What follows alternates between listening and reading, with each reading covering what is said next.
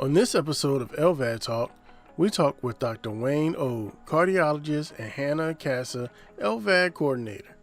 We discuss how they became heart healthcare providers, viruses, pregnancy, and heart failure, a day in the life of an LVAD coordinator, what are DCD transplants, tips for caregivers, and they answer questions from the LVAD Nation.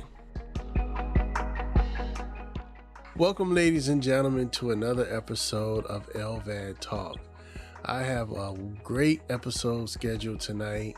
I have my cardiologist, Dr. O, and I have my LVAD coordinator, Hannah, on the line.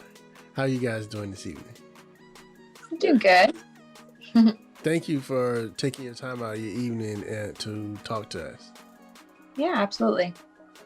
So, Dr. O, let's start with you. What got you into cardiology? Well, it's a good question. It was a long time ago. I've had some age of practicing. I've been in practice now for about 34 years. And I like cardiology because it's the one subspecialty in internal medicine that changes rapidly. I mean, every year there's something new, there's something exciting. It's an ever-changing field. It's not static in any way. It's stimulating, and the beauty of cardiology is that you can do procedures, take care of people, and you see almost instantaneous results.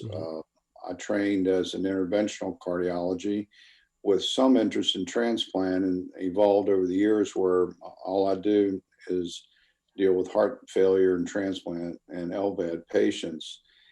But you do something, it's almost an immediate effect, and you can see right away, how much better people can get if you get them the right care at the right time and the right patient. Mm-hmm. Okay. Where did you go to school? So I'm local. I grew up in southern Chesapeake, so not very far from here. I went to college, a small school called Hampton-Sydney in southwestern Virginia, and then did all my medical training here, medical school, 4 years of internal medicine residency, and then I had the privilege of going up where heart transplant was sort of born, up at the Medical College of Virginia, now called VCU. I was there between 1986 and 1989, where I did my training, both in interventional cardiology as well as cardiac transplant care. Awesome. And Hannah, how are you? Hey, I'm good. So what got you into cardiology? When I graduated nursing school initially, my preceptorship was on a cardiac intermediate care unit in the heart hospital, and I really enjoyed it. And so I've kind of always stayed in that field.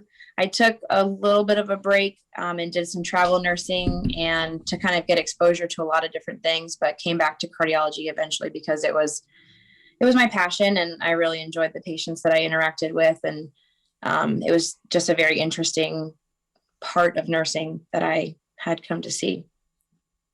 So how did you switch over to becoming a VAD coordinator? I was poached from some of the current coordinators, but I'd had quite a bit of experience with VAD patients in my cardiac nursing career.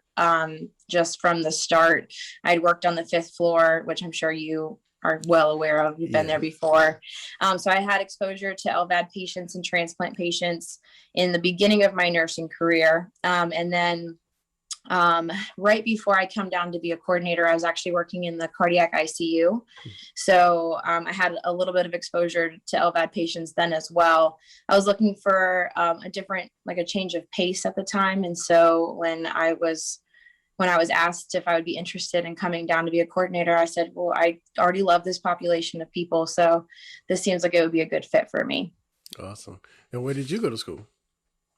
I'm also local. I went to ECPI for my associate's degree and in Virginia Beach. And then for my bachelor's degree, I did an online program with Liberty University. Okay, go Liberty. Yeah.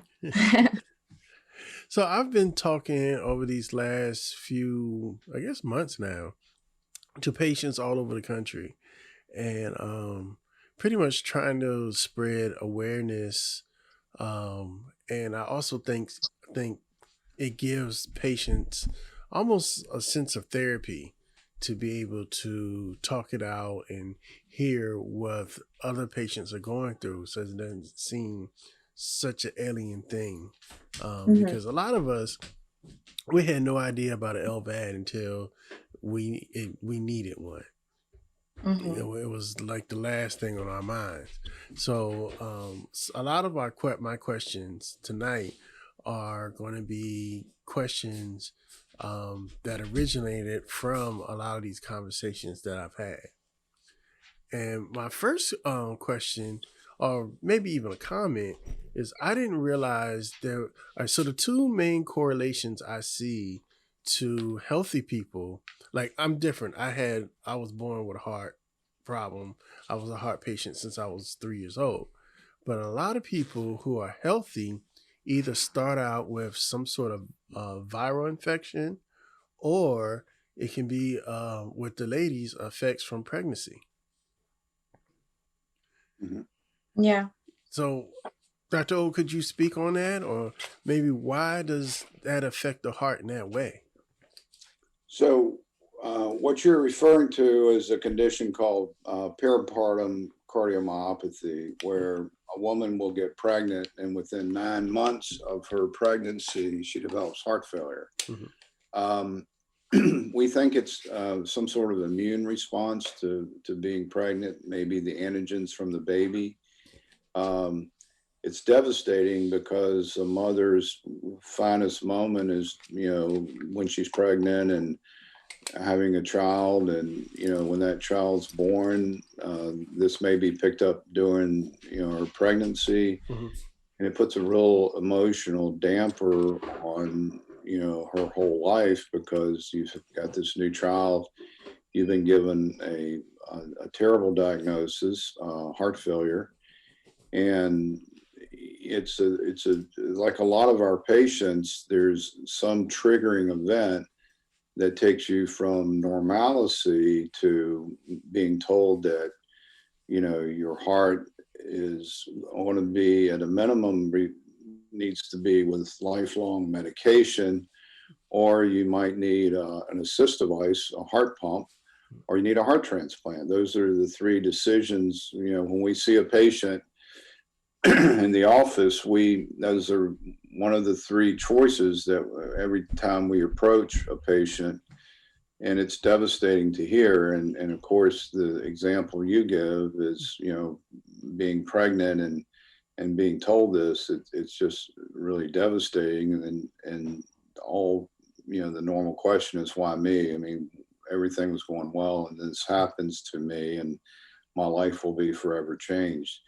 The good news about that entity is that with medicine, a large percentage, and it's true with all heart failure, on the right medicine, people recover. I mean, we refer to our clinic as a heart failure clinic, and a lot of us would like to see it renamed a heart recovery clinic. Where people have some hope that with the right treatment, that the heart can be completely recovered. I have several hundred patients in my practice that went through this, and we get together once.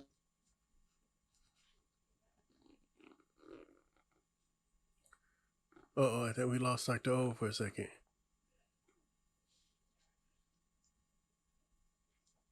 Hannah, you there?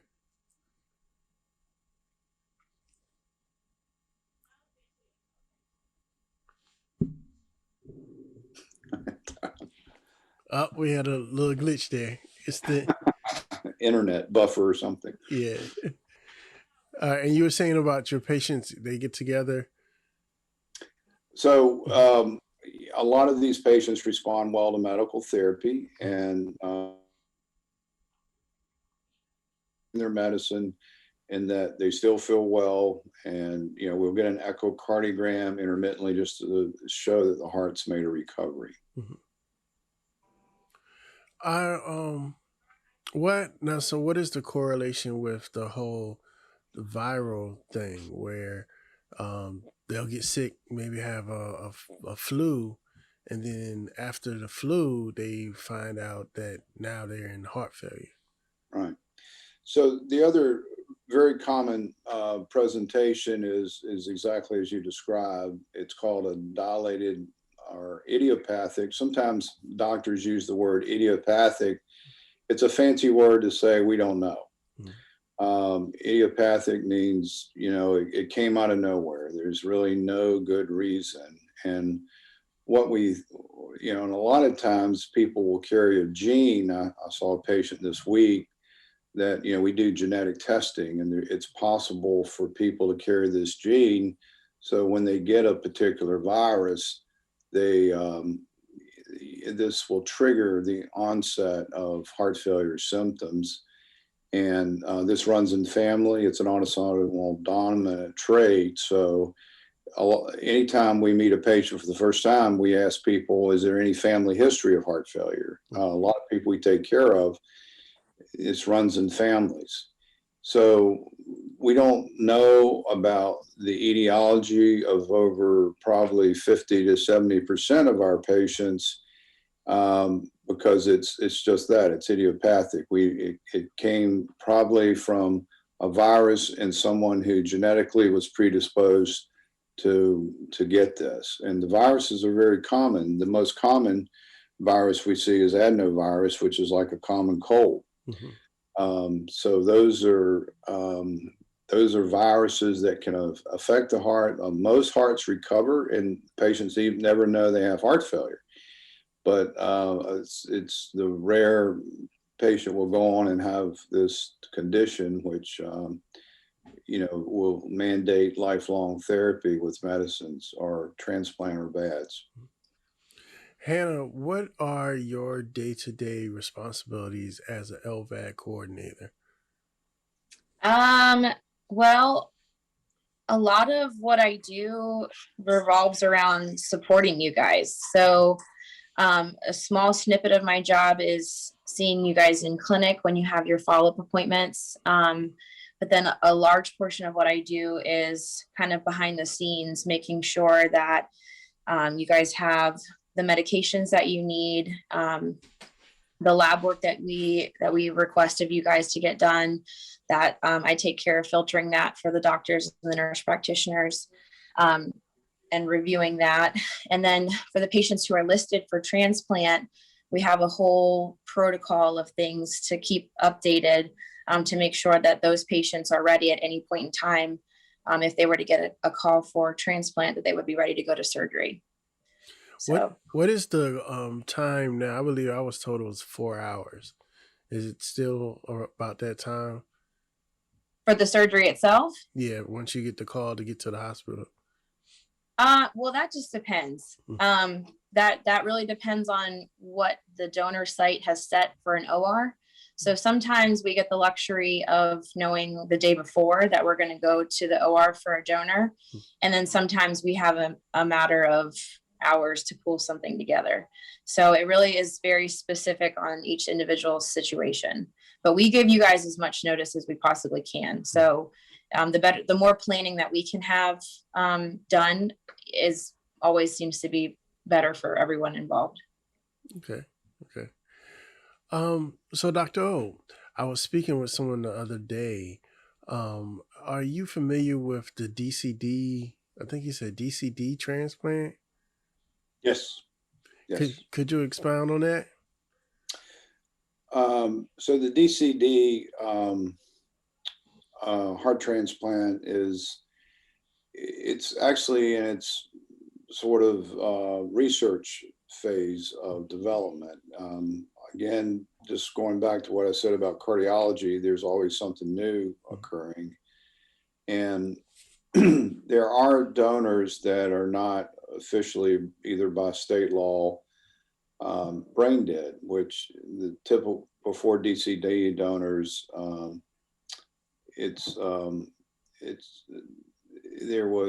you had to be declared brain dead in order to have the family's approach for organ donation. So DCD donor is someone who is not brain dead, and their family wants to withdraw care because their situation's hopeless. For brain death to be really established legally, the whole brain, there's no recovery or cerebral function. There may be some minimal brainstem activity, but a DCD donor will be just short of that medical legal definition. So so the family's decision is to withdraw life support, and the heart actually stops. So if they're on tubes, our surgeons go out to fly to that site, and the patient will be taken off of life support, and actually the heart will actually stop. And the rules of the game are, after 5 minutes, 4 to 5 minutes, that's called circulatory death. So it's DCD's donor on circulatory death. So after circulatory death, the heart is resuscitated. The patient is then declared dead because they've had withdrawal of care. The heart's resuscitated. Sometimes that's successful, sometimes it's not. Sometimes actually our team will fly out and be prepared for DC donor, and they have withdrawal of life support and the heart doesn't stop. So our team flies back because, the patient didn't die.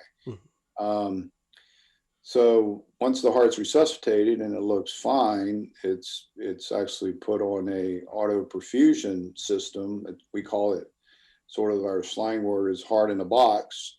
We can actually give blood supply to that. We take the heart out of the donor and it's hooked up to actually the donor's blood. We'll take 2 to 3 liters of the donor's blood and run that blood through the heart. It gives us extra time to get the heart back. And we could actually go further distances for these kind of hearts.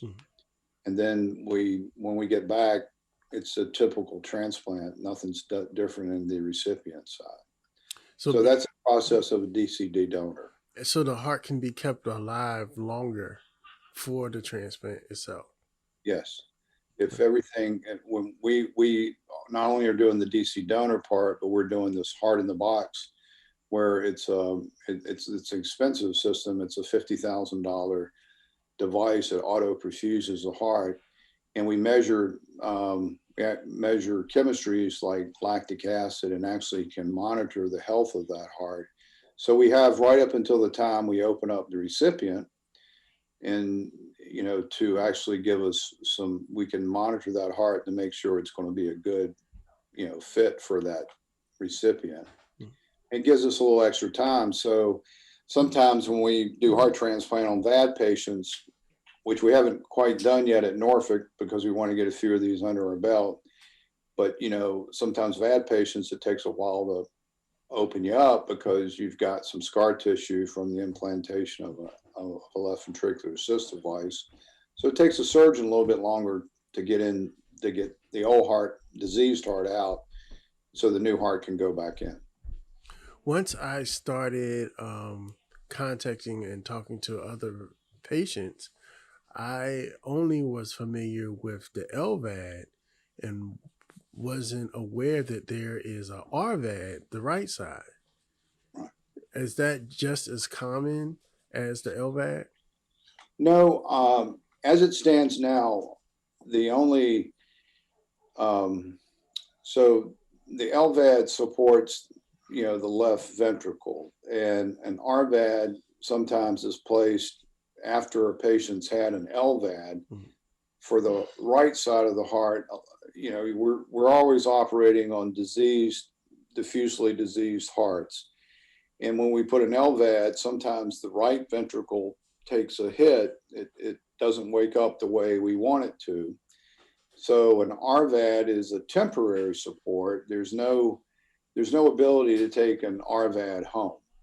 So it's only utilized in the hospital, usually in an emergency room. I'm usually in an operating room, but always in a critical care unit, where the patient is put on this to give the right ventricle some time to recover so the LVAD can work properly. Okay. Hannah, I know part of your role is helping with training caregivers. What are some of the, let me see how I want to ask this question. What are some of the things that caregivers need to know far as taking care of their loved ones? I think the most important thing going home with someone who has a new implant for an LVAD is to recognize when they're in trouble.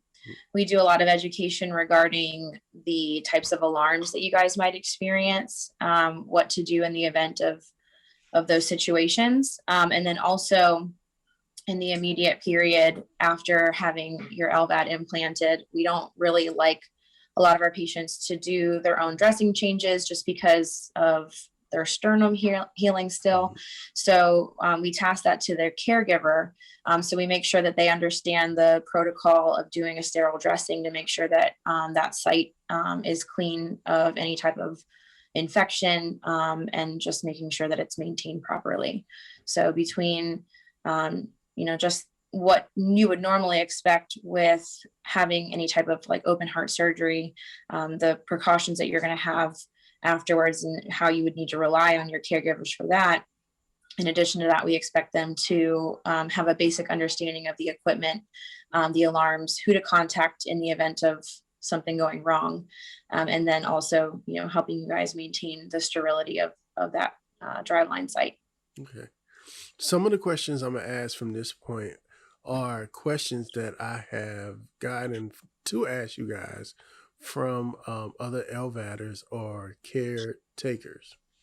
So, but before we do that, I must say, this is the advice of my medical team. You must take the advice of your medical team. These are only suggestions, and if you have any real serious issues or questions, you should talk to your medical team. Because I got to protect these guys because they're going to keep me alive. And the first question that came up is,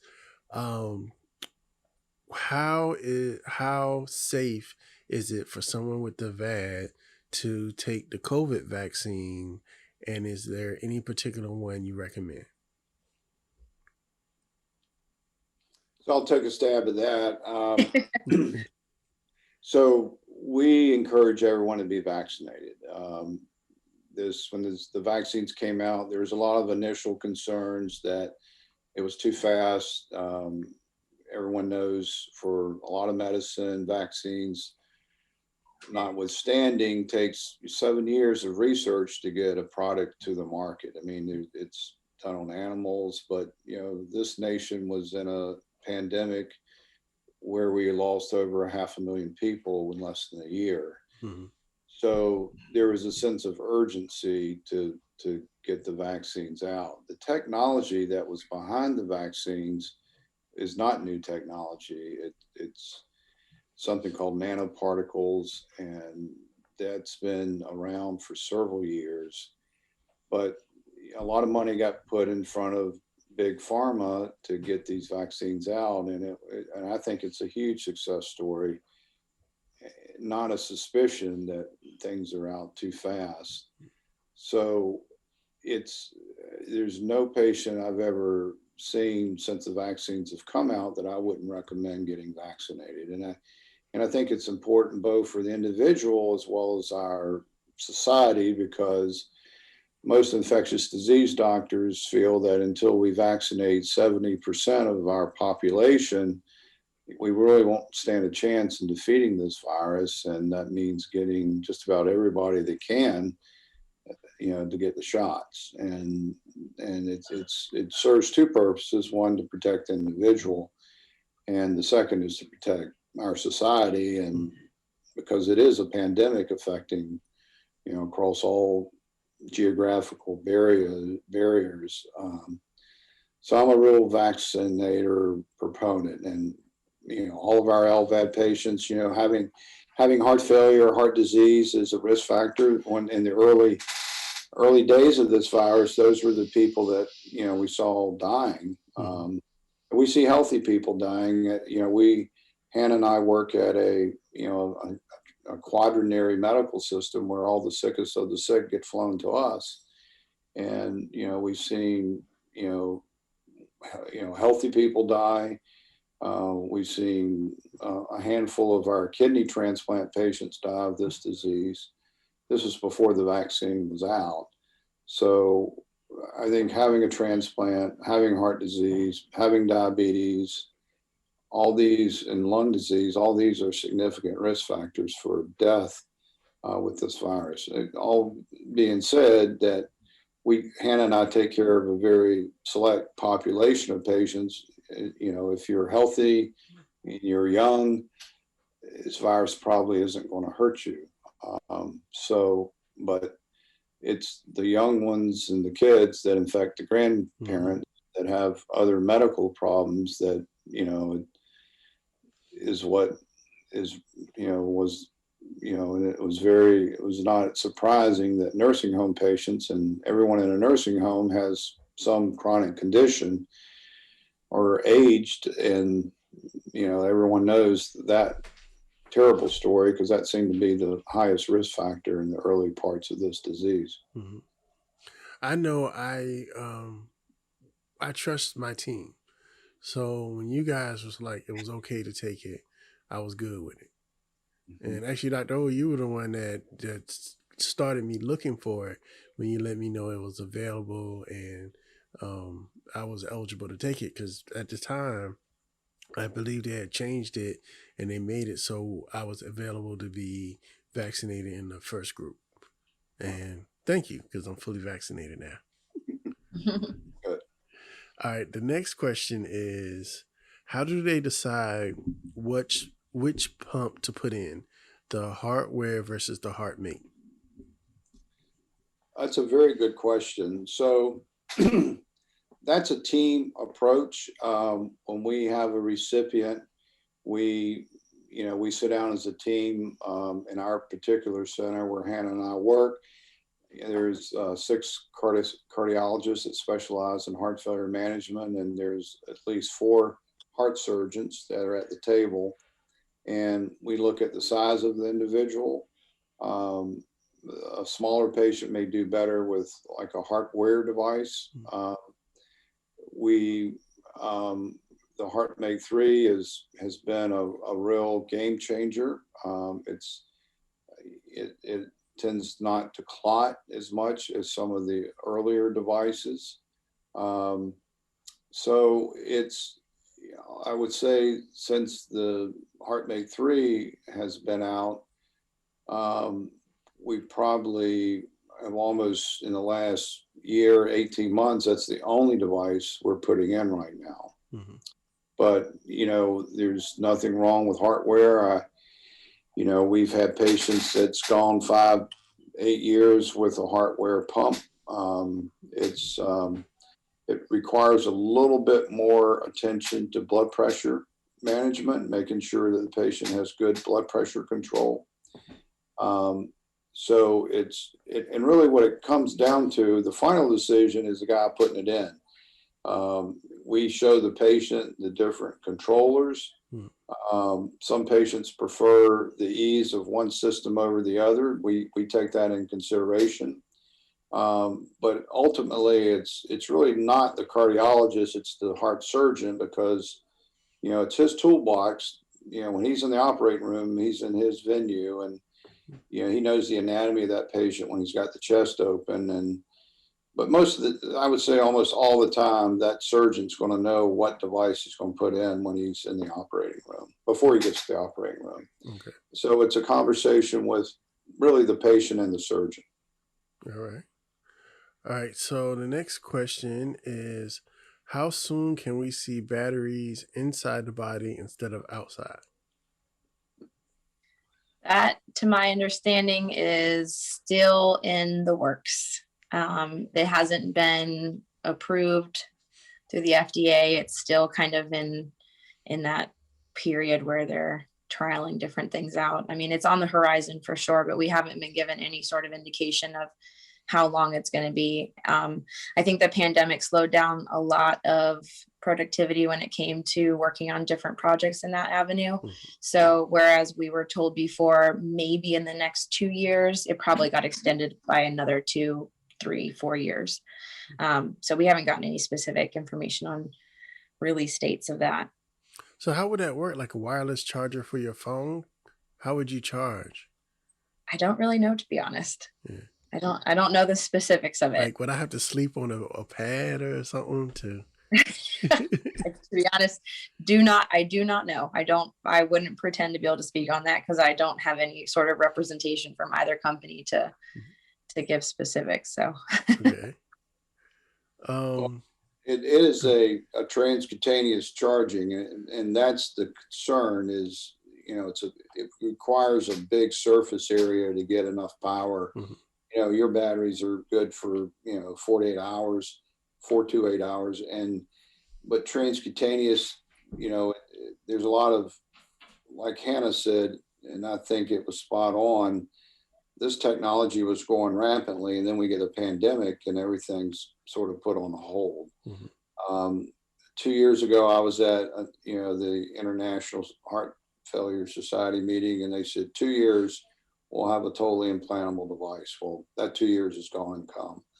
So it got put on hold because of the pandemic, and again, it's in development. And battery technology, like our battery powered cars, I think it's really in the embryonic stage of development, and I really do think in our lifetime, certainly in Hannah's lifetime, maybe not so much mine, that she'll live to see a totally implantable pump, which at that time is going to be a game changer, because maybe heart transplantation will be obsolete. Okay. All right. So I have a good one. Why do some cardiologists say take an aspirin along with the warfarin and some say don't? So I think both companies recommend aspirin with warfarin, but as your disclaimer is good. Don't take any of our advice to be the advice that you're going to do. It's up to you and your doctor. But one of the downsides of having a left ventricular assist device is gastrointestinal bleeding. So we may start people out on both aspirin and Coumadin, which is the recommended initial start, but then somebody may start losing blood or having a gastrointestinal bleed. And one of the first maneuvers we do at that time is we stop the aspirin. But it has been shown to decrease stroke. So, one of our nemesis with left ventricular assist devices is some people bleed and some people clot and have strokes. So the aspirin and Coumadin work different ways in our blood pathways to sort of prevent, the stroke pathway. I mean, aspirin's a platelet inhibitor, where Coumadin works on the factors, the clotting factors in our blood, and they work two different ways to prevent a thrombus from occurring in the pump. Are there any pain medicines that, as a patient, I should stay away from? And I'll let you, Hannah, that's a question I'm sure you get. We don't oftentimes prefer to have our patients take ibuprofen. A lot of times Tylenol is more than sufficient, but it really just depends on what type of pain you're experiencing. A lot of times we will, defer to trying to fix the cause of the pain versus putting a Band-Aid on it. So a lot of time pain medications don't fix any problems. So it's typically what we try to do. Okay.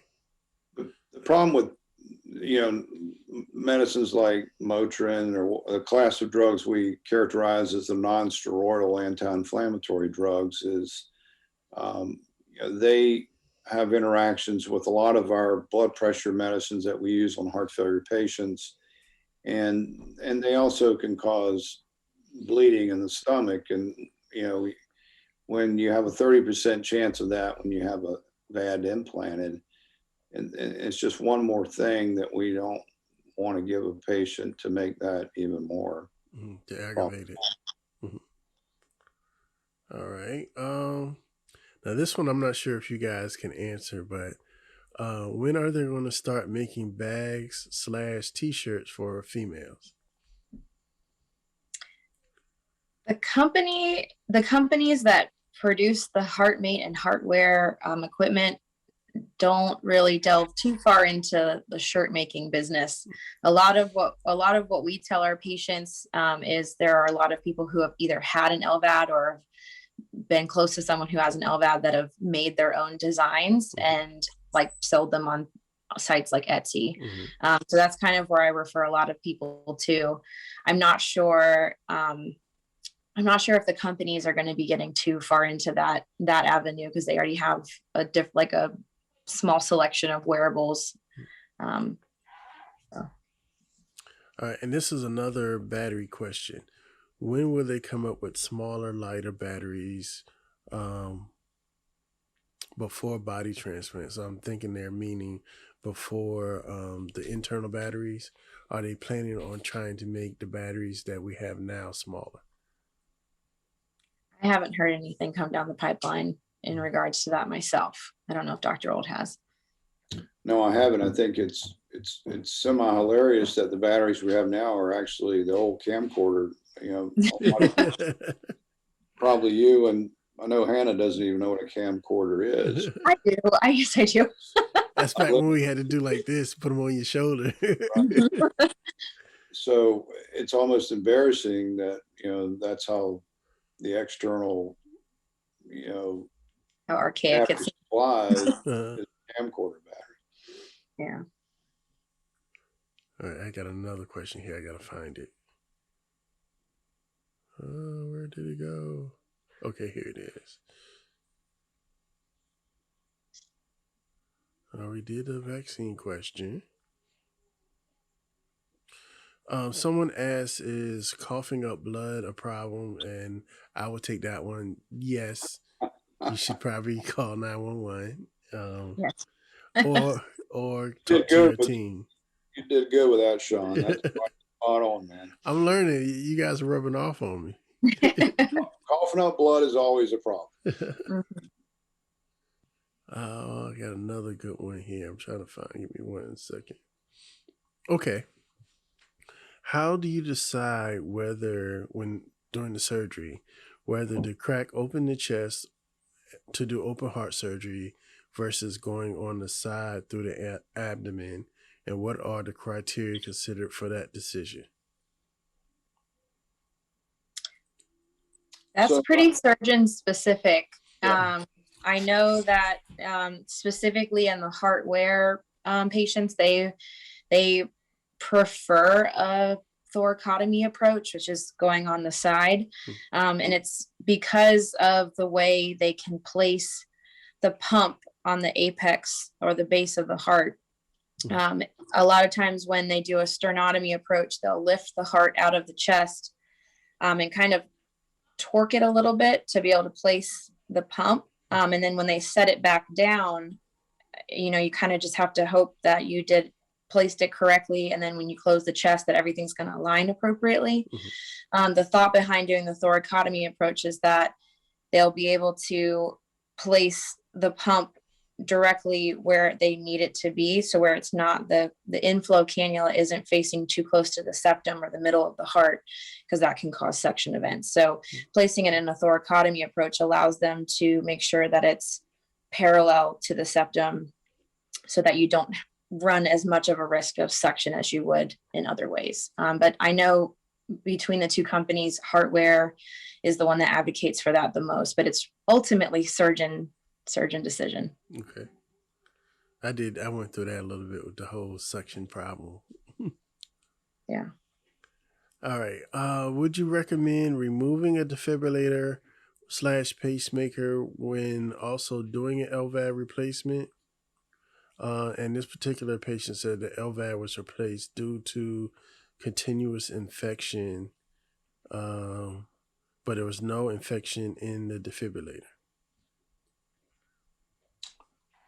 So that, again, that's pretty specific, not knowing that patient's history. Mm-hmm. Defibrillator is a much easier device to take it. Sometimes we don't know where the infection's coming from. Mm-hmm. Taking a defibrillator out is a lot easier, and obviously doing a VAD exchange. But we'll take a defibrillator out if somebody continues to get, infections and we don't know where it's coming from, especially if it looks like there's any, what we call vegetation on the leads of the defibrillator, we'll take that out. And that's not a very hard thing to put back in after 2 to 4 weeks of antibiotics after it's removed. Taking a VAD out is never an easy thing to do. Has it been done for infections?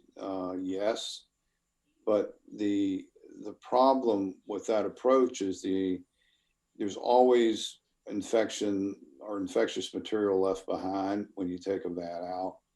And what happens traditionally is that the infection can reseed that new VAD, and you really haven't changed the outcome. Okay. So it has been done, but in our center, the way to treat a VAD infection is to get a patient to a heart transplant where you can essentially remove everything. So that's in our line of work, that's what we aim to do if we think a VAD is truly infected. Okay. How is it determined if a patient is too old for transplant? So our center has age, we argue about that every year. I mean, every center has their own criteria. And you can there are some centers that their age is never a boundary. Theoretically, if you're 90 years old in good shape, you can get a transplant. Now, we don't see many 90-year-olds in good shape. Mm-hmm. So then we start cutting hair, splitting hairs at 70 years old. Is that the new 60? Mm-hmm. But once people start getting into their 70s, other diseases sort of crop up that would impair a person's long-term survival with a heart transplant. So each center gets to pick their age. I can remember when our center's age was, 69 or 70. That was probably the lowest we have ever been. We went through an era where we were doing something called alternative heart transplants where age wasn't a question, but we took suboptimal hearts. The problem with that is when your survival rate falls below the national guidelines, then you're in trouble, and that's got to be fixed. So you got to start doing healthier people. I know some centers that there is no age criteria, but I think as the age gets higher, the scrutiny gets higher as well. We're going to look very hard at all the other organ systems, and more than likely, when people over 70, there's going to be some other issue that's going to preclude them from having a great long-term result with a heart transplant. Okay. I have an interview coming up soon with a young lady who had her VAD decommissioned. Is that something, obviously that's not something that happens a lot. What would be some of the reasons for that to be done? And wouldn't that ultimately be dangerous? Are you talking about, when you say decondition, do you mean removing the VAD? I've still got to do the interview with her. It's going to be in about a week or so. But from our conversation prior to, she's told me her LVAD was decommissioned. She was having issues with it. So that would likely mean the VAD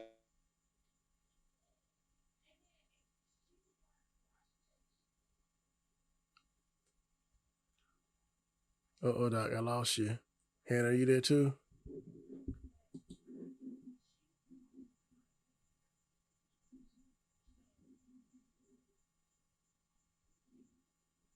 Is that? Okay, we're back. Okay.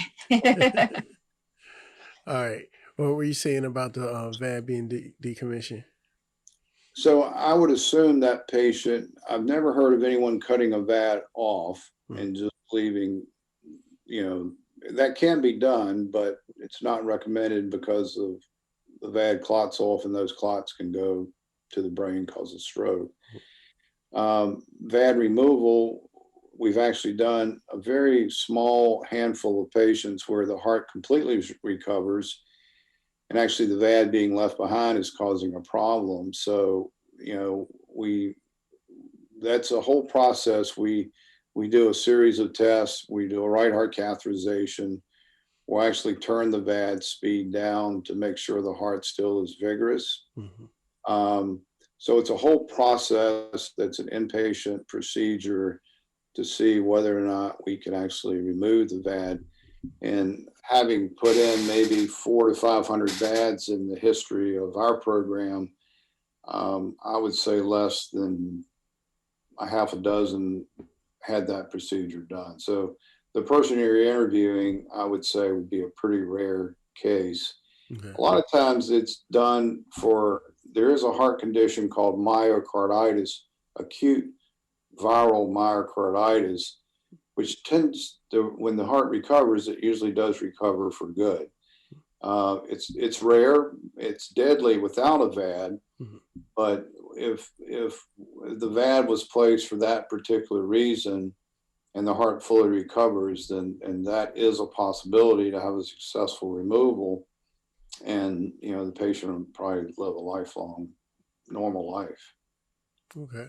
Can we touch upon, I know we were talking about the transplants with the hepatitis C hearts. Can we talk about that a little bit? Educate some people and the pluses and cons to that. Yep.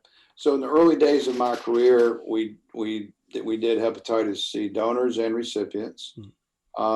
But when we did that preceded any treatment for hepatitis C. And that was not a good experience. Most of the patients in our hands were dead in 5 years, which is not a very good survival for a heart transplant. You get better survival with a VAD out 5 years. So then came all the excellent treatments for hepatitis C, which is now considered a curable disease in most cases. So now that it's a curable disease, we have decided, well, we're going to once again accept hepatitis C donors, which expands the donor pool, enables us to do more heart transplants. And therefore, when the recipient gets the donor who has hepatitis C, almost, if not 100% of the time, that the recipient's going to get hepatitis C, but it's going to be an indolent infection after about 4 to 6 weeks. It's not going to really damage the liver at that time. And we found that by treating these patients for hepatitis C, it cures their hepatitis. And then, just like people that aren't facing end-stage heart disease, their hepatitis C can be cured. We actually have a trial that we're participating in. We call it the Sherpa Trial, that is, and patients are voluntarily enter that trial. We asked them, would you be, amenable to receiving a hepatitis C donor? And then we follow those patients. We treat them all. And then we follow those patients and other centers that the survival's been on par with patients or donors who don't have hepatitis C. So it's another maneuver that we use to get more heart transplants done in our country. Yeah, so it opens up the pool to more hearts, making more hearts available. Yep. All right, final question for both of you guys, because I really do appreciate you taking your time out of your evening. If someone, and this is probably an everyday question for you, but if someone came to you, like, I've just found out that I need an LVAD, what would the advice be that you would give them? We'll start with Hannah. Well, if they're seeing us and have been told they need an LVAD, my advice would be to talk to some other people who currently have one. An LVAD can be a great thing for someone who, is looking to extend their life and have quality of life. But some people don't feel that toting around equipment is going to give them that quality of life. So I think it's a very individualized decision. So I would tell that person to do their research, talk to some people who have LVADs, kind of see, what their life is like, evaluate what they are looking for in their life. I think, the type of support that that person has plays a large role into whether they would be suitable for an LVAD. And then, ultimately it's like I said, a very personal decision. So I would just encourage them to do as much looking into what they consider quality of life, and what having an LVAD would mean for them before making that decision. All right. What about you, Dr. O? I think Hannah's response was spot on again. I remember a case where a woman received an LVAD and never heard the part that, she couldn't go in the ocean, body surfing anymore. Okay. She's very angry at us for that. We try to educate people and tell them the things they can and they can't do. But that was a very big part of her life that she had to give up, to get an LVAD. So it is different for everybody. The patients that we're asked to see that are LVAD, we think are potentially LVAD candidates, a lot of them, don't have a choice. If they want to live, they have to give up. It's like anything else in medicine. You may get a benefit, but there may be something else you have to give up. But you got to be willing to give that up. We want our LVAD patients to give up smoking. We want them to give up alcohol because that's bad. And we want our LVAD patients, if they can, to be healthy enough one day to receive a heart transplant if they're of the right, if everything else is working in their body. So it's really, I will say that there's a new allocation system that came out for heart transplants, and we probably enabling us to do the sickest of the sick. Before, unfortunately, there was a time where LVAD patients got a lot closer to getting a heart transplant than patients that did not have LVADs.